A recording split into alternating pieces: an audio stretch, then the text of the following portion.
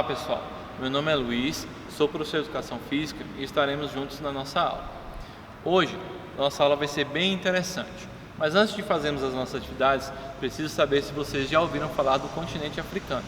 Vocês sabem quantos africanos vieram para o Brasil? Como é que eles influenciaram a nossa cultura? É isso pessoal, os africanos vieram para cá no Brasil em um período não muito legal, quando eles foram trazidos para serem escravos. De lá para cá, eles tiveram muitas lutas e conquistas, que fizeram as suas vidas mudarem muito. Mesmo assim, ainda sofrem bastante discriminação e preconceito apenas pela cor da sua pele. Como eles vieram há bastante tempo, a sua cultura influenciou a cultura que estava em construção no nosso país. Essa influência também se deu nos jogos e brincadeiras que conhecemos hoje.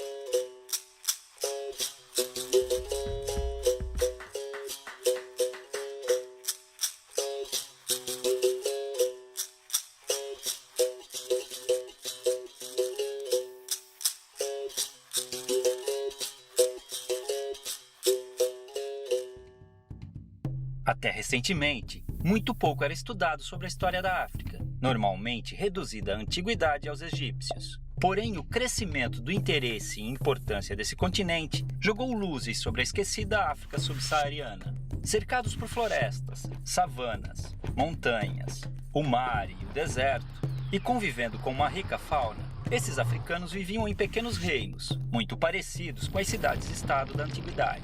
Dominavam técnicas de agricultura, metalurgia e mineração.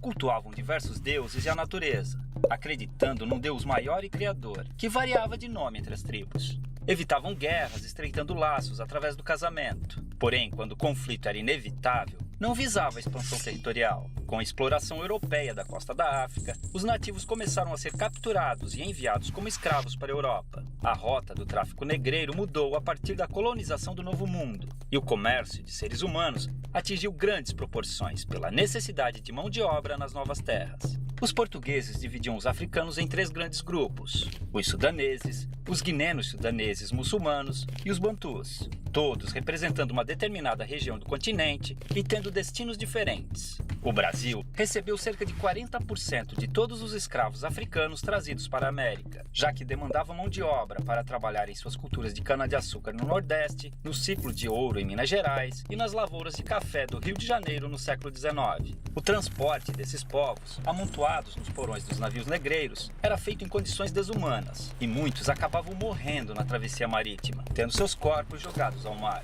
Já desembarcados, os escravos eram vendidos e conduzidos aos seus destinos nas fazendas, onde eram obrigados a trabalhar de sol a sol, com roupas e alimentação de péssima qualidade. Dormiam em habitações escuras e úmidas, as senzalas, e muitas vezes eram acorrentados para evitar fugas. Os castigos físicos eram comuns, e o mais usado era o açoite. Com o comércio constante de escravos, não havia preocupação em manter seu bem-estar, já que podiam ser facilmente substituídos por novos africanos, fazendo sua expectativa de vida no Brasil ser muito baixa. Eram proibidos de praticar sua religião e obrigados a adotar o catolicismo e a língua portuguesa. Mantiveram sua cultura viva, realizando seus rituais africanos escondidos, criando até um tipo de luta, a capoeira. A maior parte dos africanos traficados para o Brasil eram homens, por serem mais valorizados nos trabalhos forçados. As mulheres, que não eram aproveitadas nas lavouras, viravam escravas domésticas, as chamadas mucamas. Nessa época, independente da origem ou etnia, as mulheres eram subordinadas aos homens em seus caprichos.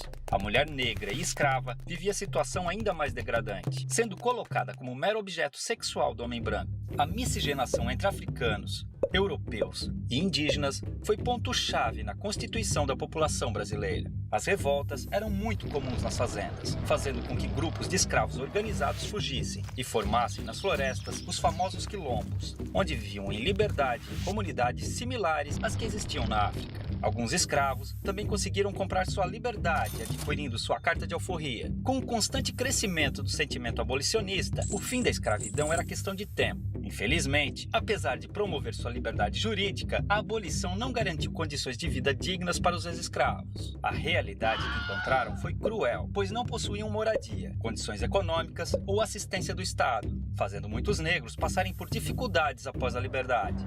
O preconceito e a discriminação os impediram de encontrar trabalho nas cidades. Já nas lavouras, tinham sido substituídos pelos novos imigrantes livres europeus, a maioria italianos. A escravidão deixou cicatrizes profundas. Os negros vivem ainda hoje em condições inferiores aos brancos, devido ao grande processo de exclusão social. Tem menor escolaridade, menos qualificação, salários menores, menos representação na mídia e em entidades governamentais, além de menos cargos de chefia e liderança. É uma situação degradante, considerando a imensurável participação do negro na vida brasileira. Infelizmente, o pouco que se aprende nas escolas sobre a herança africana reduz o negro a estereótipos ligados a origens de musicalidades, como o samba, e ao trabalho braçal como escravo. Esse pensamento induz muitas ideias erradas ou incompletas sobre as populações negras. Há muito mais sobre essa superfície. Os africanos foram, sobretudo, fonte de informação para os portugueses, que não tinham conhecimento sobre cultivo e exploração de produtos de regiões tropicais. Foi a tecnologia africana, com seu conhecimento agrícola aprimorado por milênios, além de suas técnicas de mineração, que tornou possíveis os principais ciclos econômicos do Brasil, como a cultura da cana-de-açúcar, a extração mineral e o cultivo do algodão e do café, gerando riqueza e transformando a geografia e a história do país, naquelas que conhecemos hoje. Estima-se que chegaram ao Brasil cerca de 5 milhões de africanos,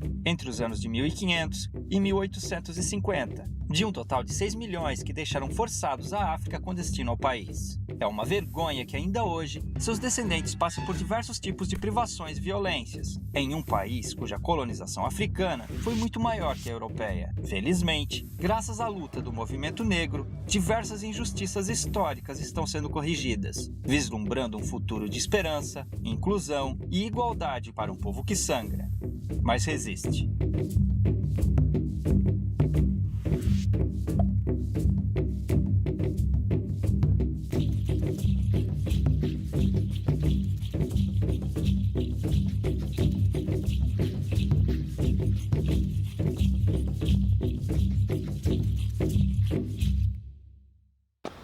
Vamos para a nossa atividade? Uma das brincadeiras que tiveram suas raízes na África é a Três Marias. Vocês conhecem? Ela pode ser conhecida também por vários outros nomes, como Cinco Marias, Pedrinha, Vassourinha e outros, mas se originou de uma brincadeira chamada Matacuzã. Nessa brincadeira se utiliza um buraco no chão e 5 pedrinhas. Se não tiver um espaço para fazer um buraco, deve-se então usar um papel cortado em círculos para delimitar o espaço. As pedrinhas devem ser colocadas dentro do círculo. O objetivo da brincadeira é jogar uma pedrinha para cima e pegar uma que esteja no buraco sem que ela caia no chão. Caso a pedrinha caia, a brincadeira deve recomeçar.